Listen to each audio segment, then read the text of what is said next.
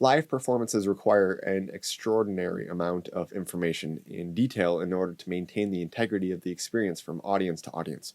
Even an improvised piece that contains tech needs to be crystal clear about the purpose and nature of each cue. More detail is better. That's where three simple properties common to every single cue in QLab come into play.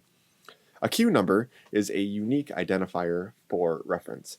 Not every single cue needs a cue number, though. For example, these cues are contained within a group, so don't require their own individual cue numbers. But their parents want to have cue numbers.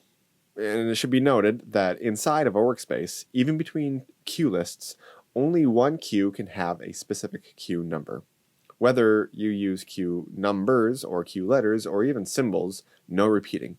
This is important because when it's time to execute Q43, you don't have to respond with, okay, but which one?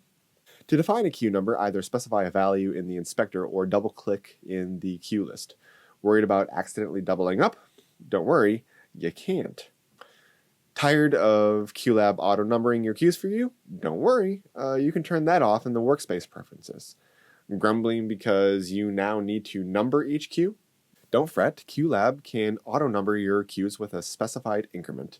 I like to skip by 2s. By the way, I stay away from odd numbers. Next, a cue name is then a way to provide a short description for a cue. These don't have to be unique, but naming every single cue the same could get kind of confusing. Once again, this can be altered either in the Inspector tab or by double-clicking the cue list. Don't have time to name everything? Don't worry, QLab will automatically name cues as best as it can. For example, this cue is named after its audio file. Don't like that? Well, you can rename it. Regret naming your cues? Well, just select the custom name and delete it. Finally, notes, which are a great way to give detailed information about a cue. This can be comments on purpose, design, or execution. You could even place fancy text in this box if you like that sort of thing.